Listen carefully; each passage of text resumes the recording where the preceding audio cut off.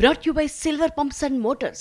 Top quality और consistent performance के लिए सिर्फ सिल्वर पंप्स नाम याद रखना. అయితే ఇక్కడ కూడా ఇంకా ముందు ఎక్స్ప్లెయిన్ చేస్తా.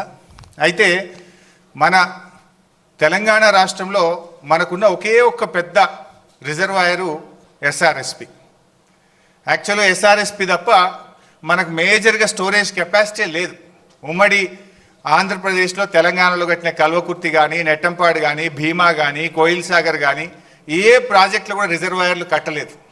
కానీ కేసీఆర్ గారు ముందు చూపుతోని ఇంత బ్రహ్మాండంగా 141 టీఎంసీల రిజర్వాయర్లను మరి పెద్ద ఎత్తున 16 రిజర్వాయర్లను రూపకల్పన చేసి వీటన్నిటి కూడా నిర్మించాం. కొంతమంది అంటుంటారు కాళేశ్వరం ప్రాజెక్ట్ కాస్ట్ పెరిగింది.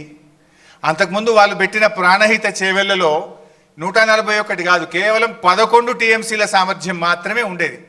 మరి మల్లన్న సాగర్ లాంటి రిజర్వాయర్ 50 టీఎంసీల రిజర్వాయర్ కడితే అక్కడ 13,000 ఎకరాల భూసేకరణ చేసినాం. దాదాపు 8 గ్రామాలకు R&R కాలనీ చేసినాం. మరి అక్కడ ఫారెస్ట్ డిపార్ట్మెంట్ కూడా ఫారెస్ట్ ల్యాండ్ తీసుకొని డబ్బులు కట్టినాం.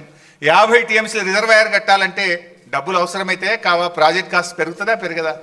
సో ఇవన్నీ కూడా ఈ కాళేశ్వరం ఇవన్నీ కూడా ఇంటాక్ట్ ఉన్నాయి. All are working.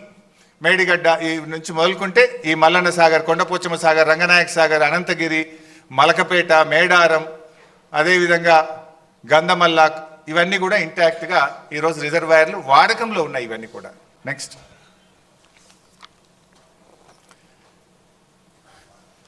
మీరు అప్పుడప్పుడు చూస్తుంటారు. రేవంత్ రెడ్డి ఒకసారి మాట్లాడతాడు కాళేశ్వరం మీద 1 ఎకరా బారలేదంటాడు. ఉత్తమ్ కుమార్ రెడ్డి రోజు నిద్రలేసి 50,000 ఎకరాలే బారిందంటాడు. ఇంకొక కాంగ్రెస్ నాయకుడు అంటాడు 1,00,000 ఎకరాలే బారిందంటాడు. ఇవాళ నోటికి మొక్కాలి. ఒక్కొక్క లీడర్ ఒక్క తీరుగా మాట్లాడతాడు. ఇది నేను చెప్తున్నది కాదు. Source submission of irrigation engineers report to the newly formed Congress government. కొత్తగా రాష్ట్రంలో ఏర్పాటైన కాంగ్రెస్ ప్రభుత్వానికి వీళ్ళు కాళేశ్వరం రివ్యూకు పోతే ఇరిగేషన్ డిపార్ట్మెంట్ ఇచ్చిన ప్రజెంటేషన్ కాపీ, ఇది నా సొంత కవిత్వం కాదు, డిపార్ట్మెంటు కాంగ్రెస్ ప్రభుత్వానికి ఇచ్చిన ప్రజెంటేషన్.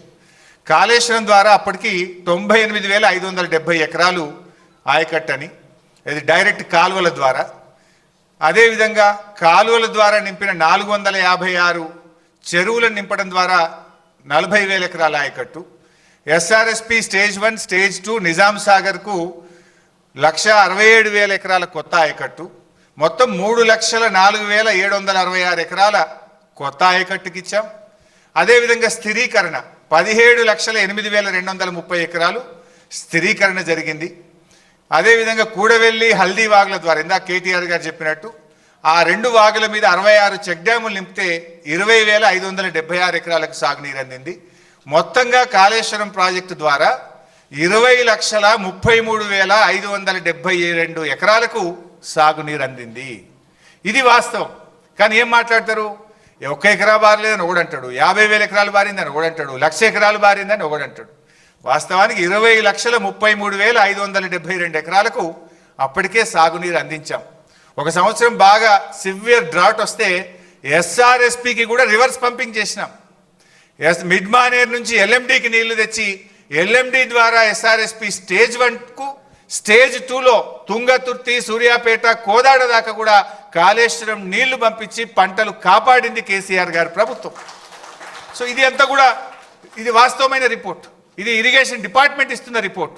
కానీ కాంగ్రెస్ నాయకులు ఎకరం బారలే 50,000 బారింది అనేటువంటి ఒక దుష్ప్రచారం చేస్తున్నారు. ఇది one point. Next, so Godavari నది మొత్తం 1,465 కిలోమీటర్లు ఉంటే మోర్ దెన్ 50%, 750 కిలోమీటర్లు మన తెలంగాణలో ప్రవహిస్తుంది. అయితే ఉమ్మడి ఆంధ్రప్రదేశ్లో కొన్ని జీవోలు ఇచ్చినారు అప్పటి ప్రభుత్వం. మొత్తం అంటే అప్పుడు బచావత్ ట్రిబ్యునల్ ఏం అవార్డు ఇచ్చిందంటే పైన రాష్ట్రాలకు నీళ్లు కేటాయిస్తూ all water belongs to the state of Andhra Pradesh అని చెప్పారు. అంటే అప్పుడు దిగువ రాష్ట్రంగా మనం ఉన్నాం కనుక ఇక మొత్తం నీళ్లు వీలయ్యాయి అని చెప్పిండ్రు. ఆ మొత్తం నీళ్ళలో అప్పటి ఆంధ్రప్రదేశ్ ప్రభుత్వం 1,480 టీఎంసీలు కేటాయిస్తే అందులో 969 తెలంగాణకు, 400